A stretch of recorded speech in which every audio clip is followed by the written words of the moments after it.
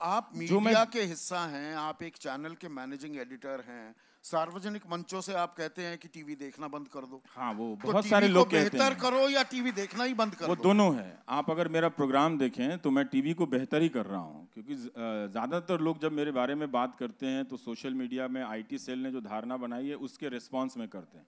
लेकिन आप मेरे प्रोग्राम के बारे में बात कीजिए ना, कि उसमें किस तरह का प्रयोग किया है। कि आज के ही समय में आप देखिए कि 30 मिनट की कमेंट्री चल रही है, उसको यूट्यूब में ही 1-1 मिलियन 2-2 मिलियन देख रहे हैं। मैं इसलिए कहता हूं कि टीवी को नहीं देखना चाहिए। अगर आप मुझे लंबा वक्त देंगे तो मैं इस पे लंबा बोल सकता हूं। बिल्कुल। क्यों नहीं देखना चाहिए? इस टीवी को नहीं देखना चाहिए किसी भी स्वाभिमानी दर्शक को। जो टेलीविजन दर्शक के स्वाभिमान से खिलवाड़ करे उसको वो 250 रुपया केबल का नहीं देना चाहिए, बल्कि वो पैसा प्रधानमंत्री राहत कोष में देना चाहिए और अपने घर में आप PM की फोटो लगा लीजिए। ये ठीक बात है ना?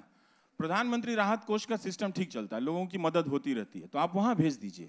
ये बात मैं किसी हल्के में संदीप नहीं कहता हूं, सोच समझ के कहता हूं कि जब टीवी आपको दंगाई बनाने लगे, उस तरह की भाषा का इस्तेमाल करने लगे, झूठ फैलाने लगे, सरकार से ना पूछकर आपसे पूछने लगे, तो इसका मतलब है कि वो टीवी नहीं है। वो प्रेस के नाम पर कमाई गई विश्वसनीयता का इस्तेमाल करके नागरिकों के अलग अलग समूहों को अलग अलग समय में उसको खारिज करता है और उसको कमजोर बनाता है।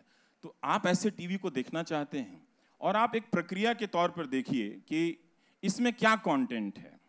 हर टेलीविजन चैनल से अब रिपोर्टर की बैटरी गायब है।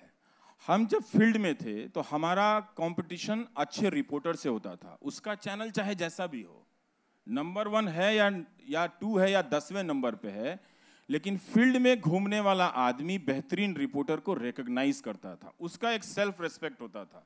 सैलरी भले उसकी कम है, वो लोकप्रियता भी नहीं है, लेकिन अपने स्किल से जाना जाता था वो। अब आप कहाँ रिपोर्टर है? रिपोर्टर की फौज गायब कर दी गई है। एनाइफिकेशन हो गया। हाँ, एनाइफिकेशन हो गया है। तो एजेंसी के जरिए आता है जिसमें सवाल जवाब नहीं होते हैं। ये कह दिया जी, ले जाओ यही सुना दो। ये जनता का अपमान है, दर्शक का अपमान है।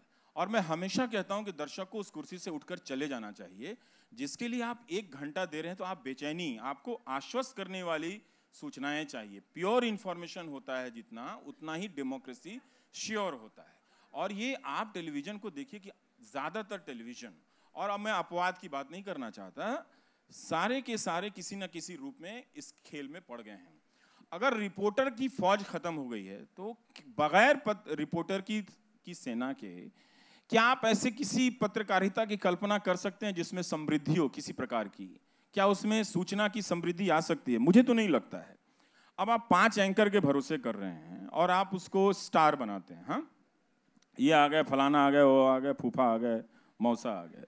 हाँ, लेकिन वो कितना कुछ जानता है?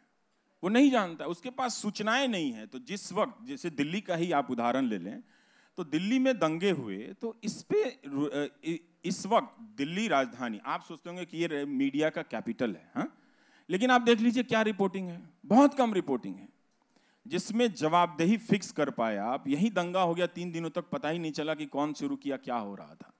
तो इस राजधानी की बात ये इसलिए हुआ कि रिपोर्टर का तंत्र ध्वस्त हो गया है। एंकर को एक लाइन का टॉपिक चाहिए होता है और 4 गेस्ट आते हैं, और उसमें वो गेस्ट अगले दिन आपको नाली पे भी आता है, अगले दिन पानी पे भी आता है, फिर पाकिस्तान पे भी आ जाता है।